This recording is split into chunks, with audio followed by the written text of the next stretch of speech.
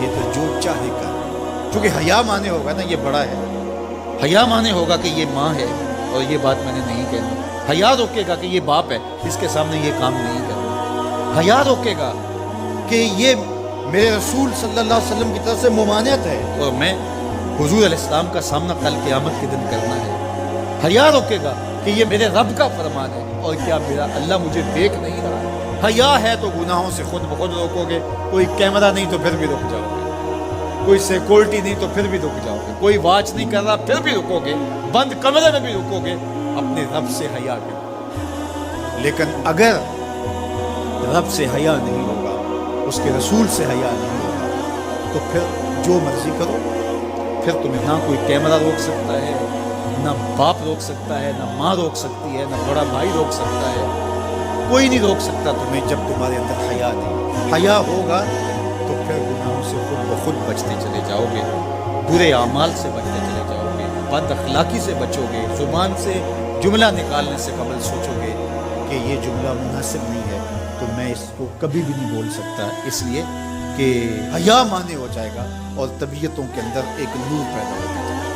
اور یہ پردہ جب اٹھ گیا اور یہ ڈر جب ختم ہو گیا تو پھر راستے صاف ہو جاتے ہیں. جو مرضی کرتا ہو کوئی پرواہ نہیں. مدینہ المنورہ میں صحابہ تشریف فرما تھے کہ ایک خاتون سیاہ رنگت تو ایک صحابی فرمانے لگے اگر جنتی خاتون دیکھنی ہے تو یہ خاتون. پوچھا کہ یہ کیسے؟ کہا ایک دن یہ خاتون حضور کے پاس اور اس نے کہا حضور مجھے مرگی کے دورے پڑتے ہیں تو میرے لیے دعا کر دیجیے کہ اس مرض سے مجھے بچا دیں. تو آقا کریم علیہ السلام نے فرمایا اگر تم کہو تو میں دعا کر دیتا ہوں اور یہ دورے تمہیں نہیں پڑیں گے، اور اگر تم ان پہ صبر کرو تو میں تمہیں جنت کا دوں. اب تمہارے ہاتھ میں ہے جو چاہو. اس خاتون نے بغیر تأمل کے کہا مجھے جنت والا وعدہ قبول ہے. دورے پڑھتے رہے کوئی بات نہیں، مجھے جنت والا وعدہ قبول ہے، لیکن حضور ایک قدم میرے پاس وہ یہ کہ جب مجھے دورہ پڑتا ہے تو میں گر پڑتا ہوں. تو گر جانے کی وجہ سے سطر کا خیال نہیں، ظاہر ہے بے ہوشی ہو جاتی ہے. تو میرے پہ یہ کرم فرمائیے، دعا کیجیے جب میں گروں تو اللہ میرے سطر کی حفاظت کرے. تو حضور نے یہ دعا کی. اب وہ گرتی تھی لیکن اس کا سطر نہیں کرتا. اللہ، تو اس کو کتنا خیال تھا اپنے پردے کا، کتنا خیال تھا اپنے سطر کا.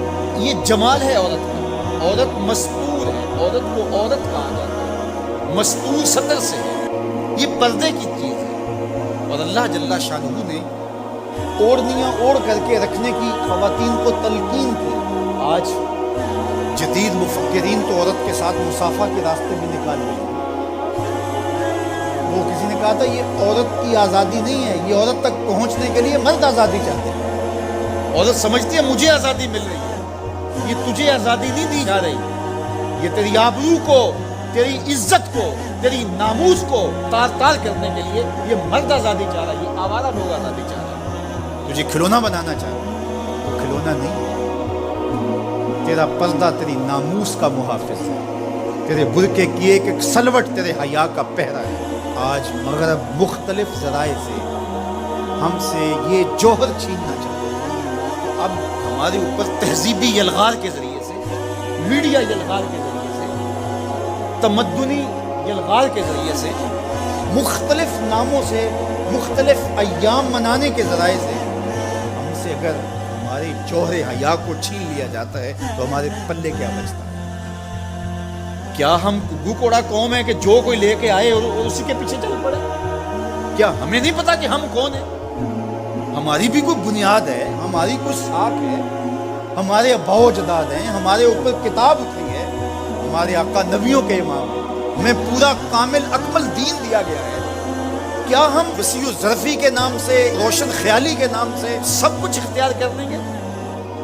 یا ہمیں سوچنا پڑے گا کہ ہمارے دین کی شناخت کیا ہے؟ تو میرے حضور نے فرمایا ہر دین کی ایک الگ شناخت، الگ پہچان اور نمایاں نشان و علامت ہوتی ہے.